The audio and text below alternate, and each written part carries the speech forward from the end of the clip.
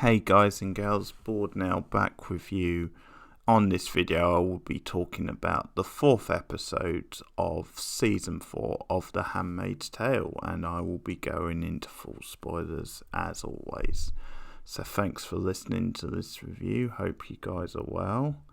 And after a bit of negativity on last week's episode, this one bounces back and I think might be my favourite of the season so far.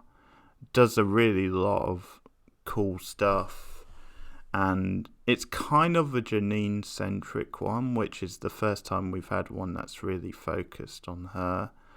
Not completely, because it does jump around the plots a bit, and we do get some background on Janine and some flashbacks, and that stuff is all pretty solid. It kind of paints quite a clear picture of how she's ended up here, and kind of maybe some of what has led to her character that we've seen over the last few seasons.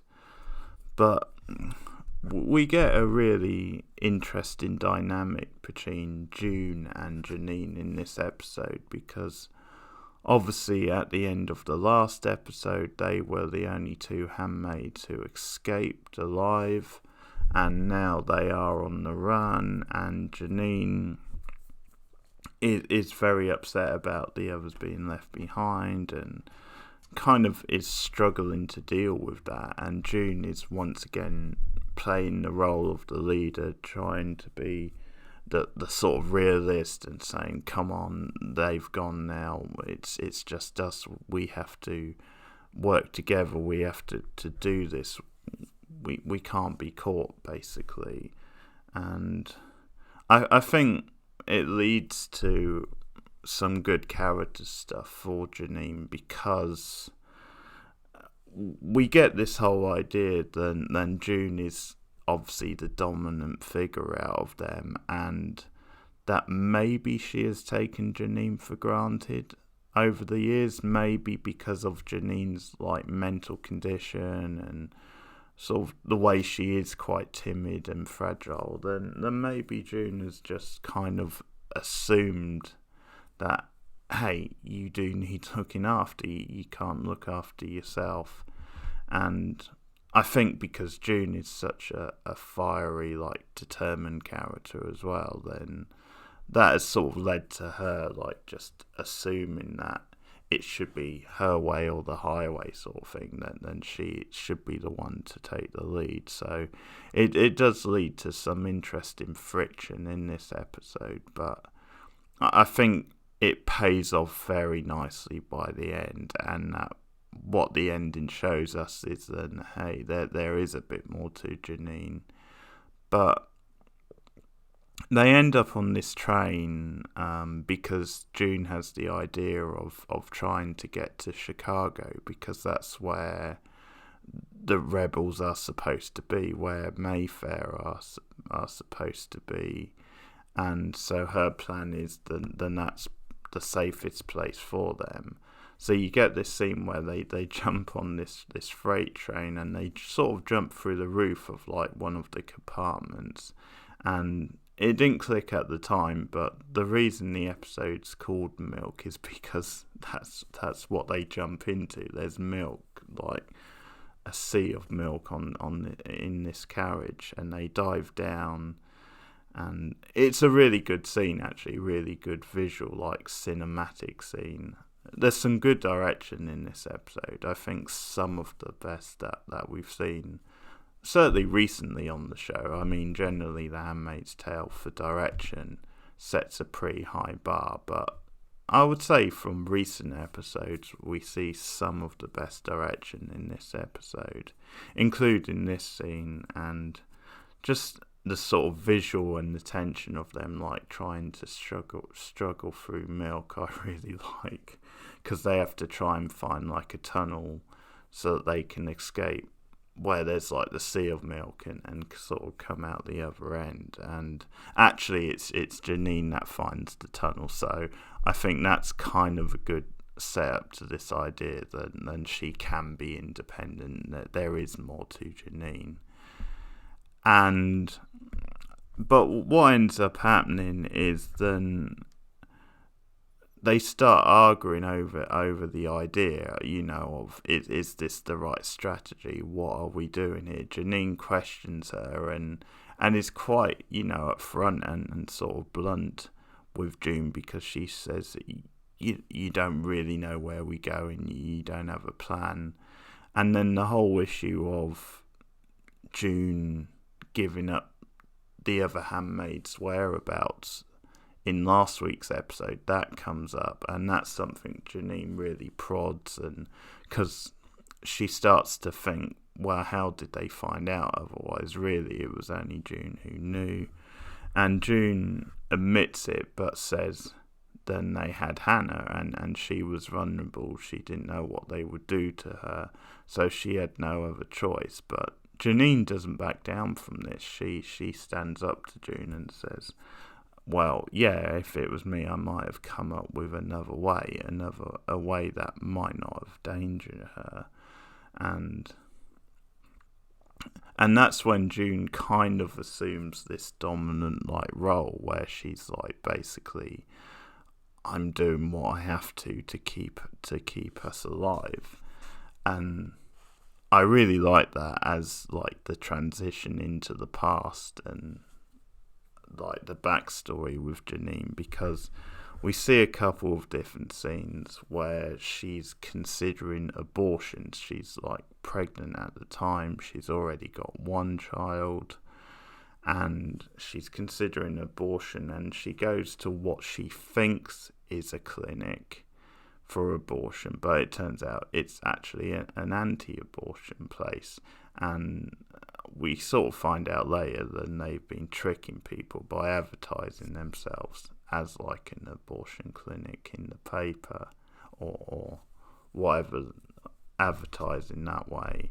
And so Janine comes along and she finds out it's actually the opposite of what she's looking for. And the woman is very sort of graphic and harsh when it comes to the description of abortion, and yeah, obviously doesn't seem to be very right on and very helpful to Janine. Whereas later on, when she goes to an actual clinic, the nurse there is very honest with her. She does tell her about the potential side effects of the abortion, but is very fair with her, very supportive, and doesn't try and talk her out of abortion. So gets the right sort of balance, is sensitive to Janine but also honest with her, and kind of dismisses, she sort of informs her about the anti-abortion people and their tactics. But there's actually a line earlier from the anti-abortion woman kind of saying, well, I know people take you for granted and think you're an idiot, Janine. And I guess it's a nice little thematic thing that runs through the episode, because in the past, I guess there's an irony there, because the anti-abortion woman is trying to manipulate Janine into doing what she wants her to do. And that theme sort of runs through the episode actually with another plot. So what ends up happening is that the train is kidnapped, hijacked. It's pulled over.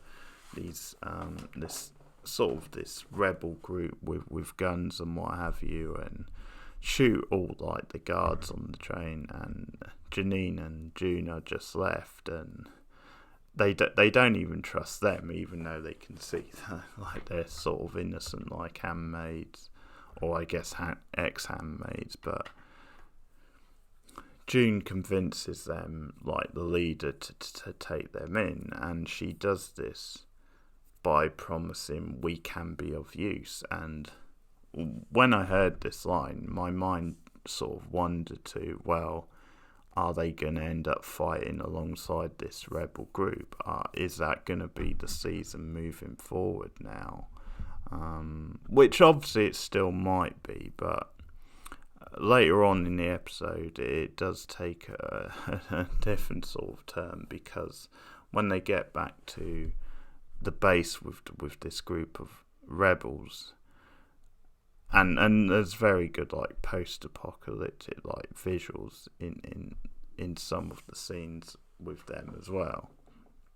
But when they get back to the base, June is kind of saying, we need some food, we're hungry, we can be of use for you. And that gets turned around on her because the leader actually then implies that which one of you wants to spend the night with me. And it's this sort of awful irony that even away from Gilead, or even away from the system, the authoritarian system of Gilead, they're still trapped in this sort of like sexism where they're just seen through their sexuality, they're just seen as sexual beings, and that's like used against them. It's like, yeah, we'll give you food, but only if you sleep with me. It's that sort of old thing. And later on, when June she steps up because she obviously doesn't want Janine to go through it, so she's like, okay, I'll do it. And then there's sort of a term where the guy is like, well, you don't have to if you don't want to. I'm not going to force you, which is kind of this line, but also he's kind of saying you don't have to, but if you don't, you won't get any food. So he's still being very manipulative with it, and it's obviously still a shitty choice because they should get food anyway if there's any going. But so June is like resigned to leaving the thing and just moving on, and so you get this character beat, which is also quite tragic because it sort of means that in some ways they're still a bit restricted as people, as females in this world, because it's Janine who ends up sleeping with him later on. She goes off and sleeps with him and comes back. There's quite a cute line actually that says it wasn't too bad. He quite liked my eye patch, but she sleeps with him, and so she brings some food back for her and June, and they actually make up, and it's quite a sweet little scene. But yeah, I guess it's just this little beat that shows that Janine can be independent and she can sort of think for herself, but also do something for the team. I mean, it's a sad thing that she has to do, but it's just this little sort of character beat. And I think the fact that she stood up to June in that conversation back when they were on the train compartment and just was very argumentative and very wanted answers from June. I think that in itself is a great character moment for Janine, and really strong stuff. The other main plot in the episode is that Serena contacts Rita and she tries to manipulate her. So again, the theme continues, and this time she wants Rita to help her out, to make a statement in her favour in the case against the commander against Fred. And Rita has this sympathy for Serena because she says at one point to Maura the only reason she's in this situation is because she wants Nicole. And obviously Moira isn't as forgiving. She remembers what Serena was like and the rest of it, and says, well, or you could just let her sort of hang, if you like, or suffer, or rot is the word she actually uses. And so what happens is Rita goes to see her, and I think you can sense by the tone of the scene and the way Serena's acting is that she is like turning it on as a way to manipulate Rita, because she does call her my friend, and she starts using some really kind of heavy melodramatic sort of speech in terms of religious type speech, and she obviously reveals that she's pregnant. And yeah, I think she just lays it on really thick, and you can sense that maybe she is putting on a bit of an act to like manipulate Rita into helping her out, and she wants Rita to say that she was abused by the commander, and that's why it all went down, kind of in a way absorbing her of any of the fault about the way she like behaved. And later on in the episode, there's quite an interesting scene where Rita takes a picture to Fred, and it's a picture of like the ultrasound of Serena's baby, and just to let him know that she's like pregnant. And he as well tries to kind of talk around, or try to like get her on his side. And I think what I like about this scene is that you get a sense of power from Rita now, that the roles are reversed, because obviously Fred's stuck in this predicament where he's in custody and there's going to be a trial, and it's just this nice role reversal thing where Rita now can walk away confident and not be under like his thumb anymore, and she just says, "I will pray for your child." So it's actually quite a cool little moment.